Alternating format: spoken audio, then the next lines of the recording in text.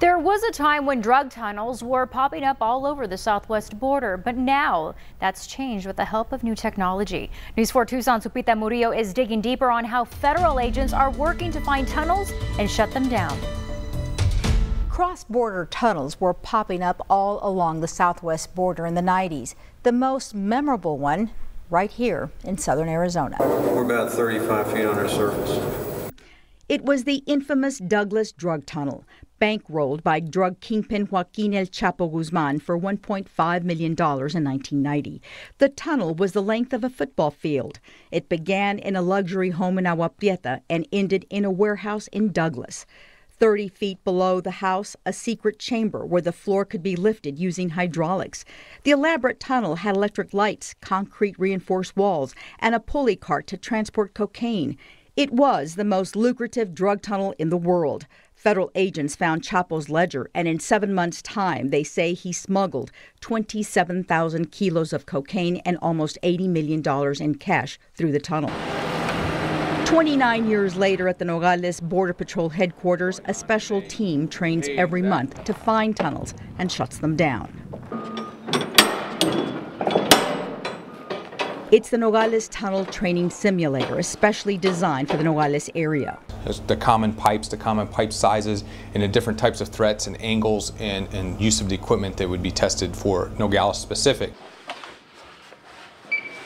Chris Brinkhoff is on the tunnel team. He also trains other federal agents. He's carrying with him a key piece of equipment. This is what keeps us alive. It monitors the oxygen level along with other gases that may be in the tunnel. We've experienced tunnels that the oxygen levels are at the bottom level of what's acceptable or below what's acceptable, and we've had to vacate the tunnel, and then you have to ventilate it and push good air into it so you can go back in and investigate. Great. Depending on the space, the agents train with hands and knees, but sometimes the hand-dug tunnels are very confined, so they have to go on their stomach and crawl their way through.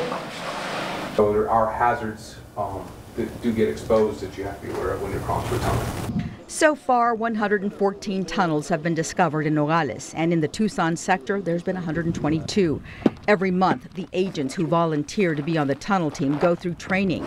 Up until 2009. Initially, we were more of a reactive approach. We would find the exits and get rid of the tunnels that way and crawl them and clear them. Now, 10 years later, they started a cooperation with their counterparts in Mexico, and they went into a proactive approach where they trained together, and the results have been amazing. We were able to discover these tunnels while they were being built. We were able to discover entry points that would lead to branches that would lead to other tunnels.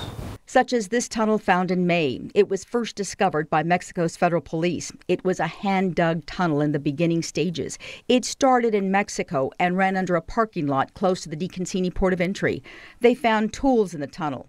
The latest tunnel, October 24th, was also discovered by Mexico as they conducted a routine simultaneous sweep of the Nogales drainage system with U.S. Border Patrol. Agent Brinkhoff was there and said it had to be one of the most dangerous tunnels he's been through because the soil was so moist. So you're afraid you were going to dry it out by being in there and investigating it, but the heavy shoring indicated the soil was not stable. So the tunnel team not only works in the Tucson sector, but they go wherever they are needed. That includes California and Texas. The whole point in the end is to get in, clear the tunnel, get out, make it safe, and seal it, and get rid of the threat.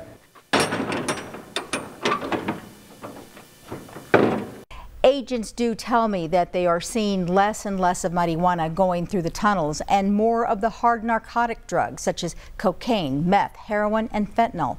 But it's clear that working with their Mexican counterparts, they're making a difference.